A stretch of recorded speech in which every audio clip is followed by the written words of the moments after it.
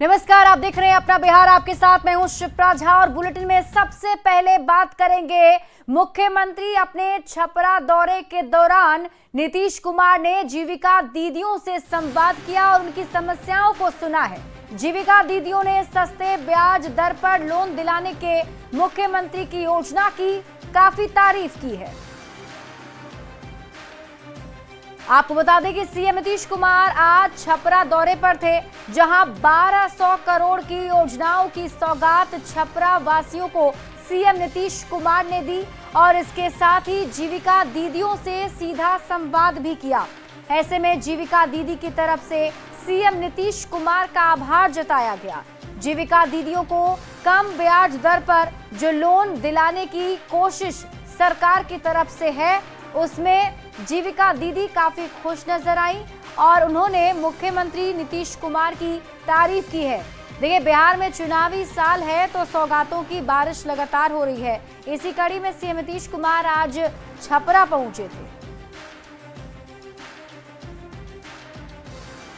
और बिहार के लिए एक बहुत ही सुखद खबर आई है और वो खबर है बिहार ग्रामीण कनेक्टिविटी में देश में नंबर 1 बन गया है बिहार। मिली जानकारी के मुताबिक बिहार सरकार ने ग्रामीण सड़कों का जाल बिछाने के लिए लगातार काम किया, जिसका सुखद नतीजा भी आया है। बिहार के ग्रामीण कार्य मंत्री अशोक चौधरी ने इसे नीतीश कुमार के विजन का नतीजा बताया। मंत्री अशोक चौधरी से बात की है न्यूज़ 18 संवाददाता आनंद अमृतराज ने।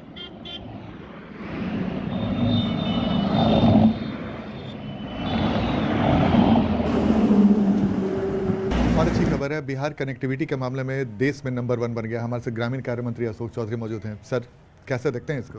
नहीं, ये तो माननीय नेता का विजन है और सब बड़े बड़े अर्थशास्त्रियों ने यही कहा है कि अगर प्रदेश की या देश की आर्थिक संपन्नता या अर्थव्यवस्था को मजबूत करना है तो जो ग्रामीण सड़कें हैं वो धमनियों का काम करती हैं। तो जब तक आपकी धमनियाँ मजबूत नहीं होगी तो आप एक बड़े अर्थव्यवस्था की ओर नहीं बढ़ सकते हैं। और इसी सोच के साथ माननीय मुख्यमंत्री नीतीश कुमार जी ने मुख्यमंत्री सड़क योजना की शुरुआत की। तो जो भी बना रहे हैं, इट इज़ नॉट दैट कि हम मतलब सरकार जो है बना रही है बनाने के लिए बना रही है, गिविंग अ बेस्ट।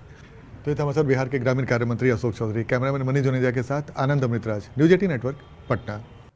और इस बीच आपको बड़ी खबर बताते हैं। बीपीएससी 71वीं पीटी को लेकर आयोग पूरी तरीके से तैयारी कर चुका है। 13 सितंबर को एक पाली में परीक्षा होगी। 37 जिलों में 912 सेंटर बनाए जाएंगे। पितृपक्ष मेले की वजह से गया में सेंटर नहीं रखा गया है। 4,70,000 परीक्षार्थी इस परीक्षा में शामिल होने वाले हैं और आपको बता दें, समय 12 बजे से लेकर 2 बजे तक ये परीक्षा आयोजित की गई है। सुबह 11 बजे के बाद सेंटर में एंट्री नहीं होगी, यानी कि 11 बजे से पहले सभी अभ्यर्थियों को पहुंचना होगा। तो बीपीएससी 71वीं की प्रारंभिक परीक्षा की तैयारी पूरी हो गई है। तारीख 13 सितंबर बताया जा रहा है जब एक पाली में परीक्षा ली जाएगी। 37 जिलों में 912 सेंटर बनाए गए हैं जहां परीक्षा ली जाएगी और पितृपक्ष मेले को देखते हुए गया में सेंटर इस बार नहीं रखा गया है। 4,70,000 परीक्षार्थी इसमें शामिल होने वाले हैं। दोपहर 12 बजे से लेकर 2 बजे तक परीक्षा होगी और सुबह 11 बजे के बाद सेंटर में एंट्री नहीं मिलेगी।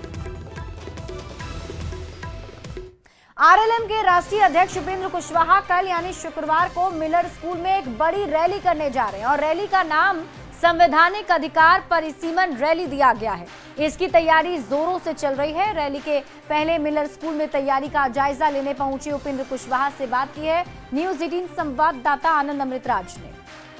तो आरएलएम ने कल एक बड़ी रैली का आयोजन किया। इस वक्त हम आपको मिलर स्कूल की तस्वीर दिखा रहे हैं, जहाँ पे टेंट पंडाल तमाम तैयारियाँ हो चुकी हैं, कुर्सियाँ भी सजा दी गई हैं और कल 11 बजे ये रैली विधिवत रूप से शुरू हो जाएगी। तो कल का दिन ही क्यों चुना आपने?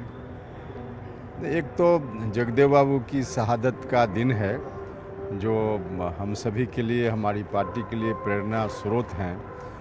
उनके विचारों को ही हम आगे बढ़ाने का प्रयास कर रहे हैं। हमारी पार्टी निरंतर यह बात कहती रही है कि हम विरासत भी बचाने और बढ़ाने की बात करते हैं और विकास का भी, दोनों विषय को लेकर हम चलते हैं। परिसीमन सुधार की बात भी लगातार आप कर रहे हैं, तो क्या कल उसी को लेकर ये रैली है कि कुछ और भी मुद्दा है? नहीं, मुख्य रूप से तो परिसीमन सुधार को लेकर ही है। संवैधानिक अधिकार परिसीमन सुधार रैली का नाम है, जो हम पहले से कर रहे हैं। बिहार में और भी कई जगह रैली हमने इस विषय में की है, तो उसी विषय को लेकर उस पर बात होगी। लेकिन अब क्योंकि चुनाव बहुत नज़दीक है बिहार विधानसभा का, तो स्वाभाविक रूप से चुनाव के बारे में, कुछ चुनावी मुद्दों के बारे में, उस पर भी बात होगी। तो चुनाव इस रैली के माध्यम से क्या संदेश देने की कोशिश है सर? नहीं, संदेश तो ताकत प्रदर्शन भी चर्चा है कि उपेंद्र कुशवाहा अपने ताकत का इजहार भी कराना चाह रहे हैं। नहीं, अब उपेंद्र कुशवाहा को कहीं एक जगह लोगों को इकट्ठा करके ताकत प्रदर्शन करने की ज़रूरत नहीं। उपेंद्र कुशवाहा और राष्ट्रीय लोक मोर्चा की क्या ताकत है, यह बिहार और बाहर के लोगों को भी मालूम है। इसलिए ताकत प्रदर्शन जैसा नहीं है। जो विषय है उस विषय पर हम बात करेंगे, इसलिए हमारा यह कार्यक्रम। तो ये थे हमारे साथ आरएलएम के राष्ट्रीय अध्यक्ष उपेंद्र कुशवाहा। कैमरामैन मनीष जुनेजा के साथ आनंद अमृतराज, न्यूज 18 नेटवर्क, पटना। देखिए, बिहार विद्यालय परीक्षा समिति ने तीसरी सक्षमता परीक्षा के नतीजे जारी कर दिए हैं। बीएससीबी अध्यक्ष आनंद किशोर ने इसे जारी किया। परीक्षा 23 से 25 जुलाई तक हुई थी और इसका रिजल्ट 32.3% रहा है। बीएससीबी अध्यक्ष ने चतुर्थ सक्षमता परीक्षा आयोजित कराने की भी बात कही है। परीक्षा 23, 24 और 25 सितंबर को होगी और इसके बाद 5वीं सक्षमता परीक्षा भी होगी। आनंद किशोर ने डीएलएड पाठ्यक्रम के प्रशिक्षण सत्र 2023 से 25 के द्वितीय वर्ष और सत्र 2024-26 के प्रथम वर्ष की आयोजित परीक्षा के नतीजे भी घोषित किए। 2023 से 25 के द्वितीय वर्ष की परीक्षा में 28,825 अभ्यर्थी उत्तीर्ण हुए हैं, जबकि 2024 से 26 के प्रथम वर्ष की परीक्षा में 30,446 अभ्यर्थी पास हुए हैं। इस परीक्षा का आयोजन 23 से 25 जुलाई के बीच किया गया था, जिसमें कुल 24,436 अभ्यर्थी उपस्थित हुए थे और इनमें से कुल 60,893 अभ्यर्थी शिक्षक अभ्यर्थी उत्तीर्ण हुए हैं और इस प्रकार इन शिक्षक अभ्यर्थियों की उत्तीर्णता का प्रतिशत 32.3। मुंगेर के सीजीएम कोर्ट में राहुल गांधी, तेजस्वी यादव, मुकेश सहनी के खिलाफ परिवाद दर्ज किया गया है। पीएम की मां के खिलाफ आपत्तिजनक टिप्पणी करने को लेकर यह परिवाद दर्ज कराया गया है। बीजेपी नेता मणिशंकर भोलू ने सीजीएम कोर्ट में परिवाद दर्ज की है और अब ये मामला कोर्ट में लंबित है। तो आपको बता दें, पीएम मोदी को लेकर, पीएम मोदी की मां को लेकर अपमानजनक शब्द कहे जाने के बाद से राहुल और तेजस्वी की मुश्किलें बढ़ती जा रही हैं।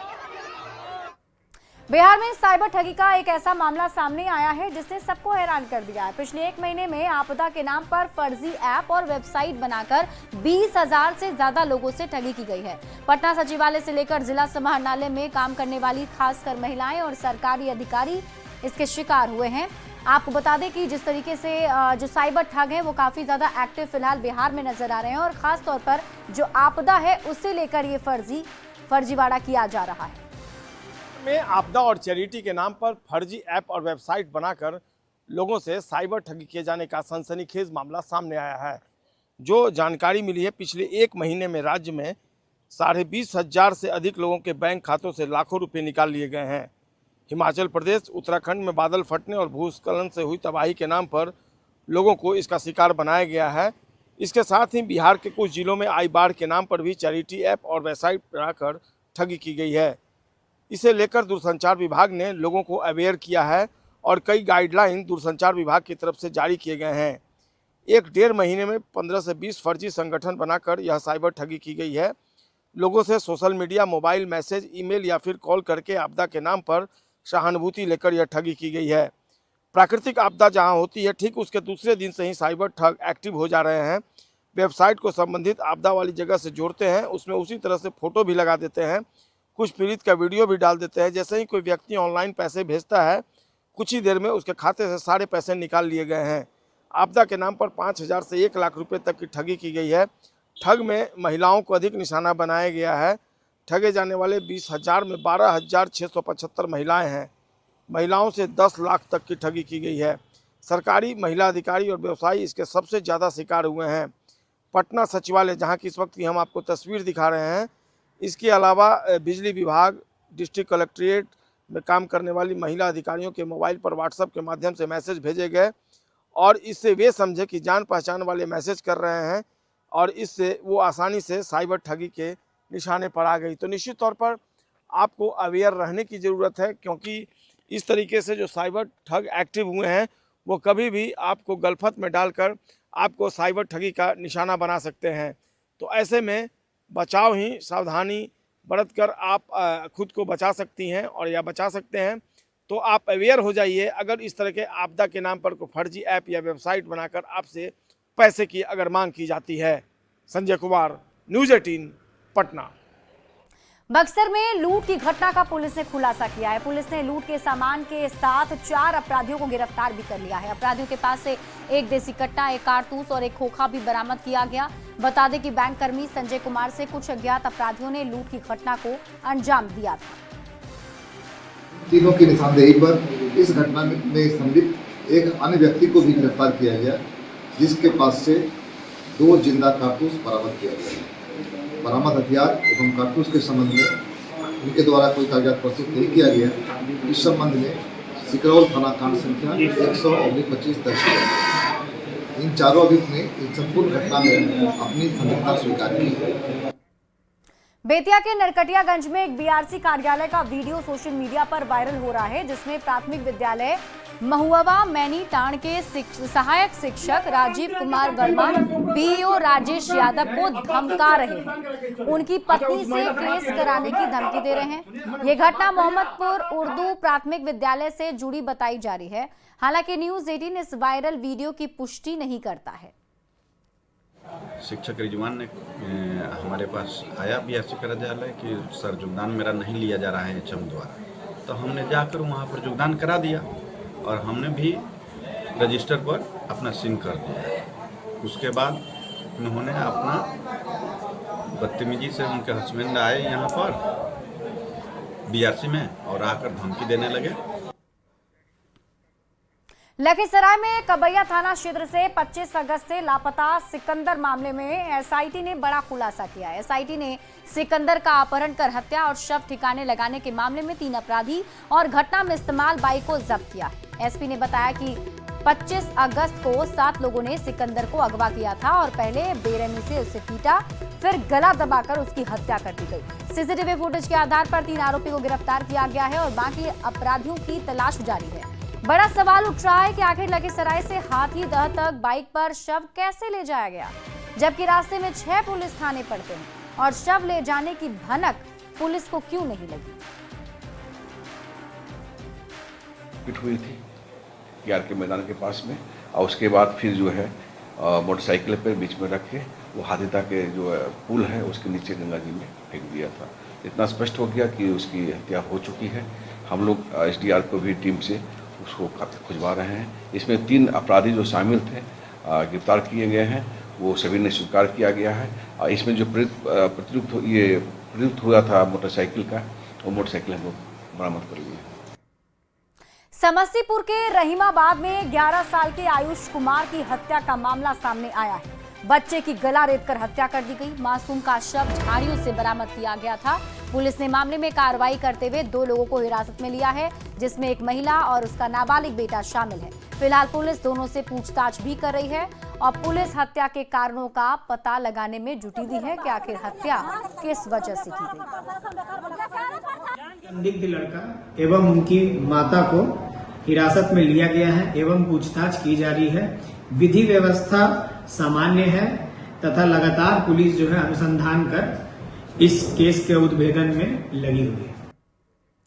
अगले 2 दिन में हिंदू और मुस्लिम दोनों ही समुदाय का पर्व है। मुस्लिम जहां शुक्रवार को ईद उन मिलाद नबी मनाएंगे, वहीं 6 सितंबर को अनंत चतुर्दशी के साथ भगवान गणेश की प्रतिमा का विसर्जन भी होना है। दोनों ही पर्व में लॉ एंड ऑर्डर कायम रहे, इसे लेकर पुलिस मुख्यालय ने पूरी तैयारी कर ली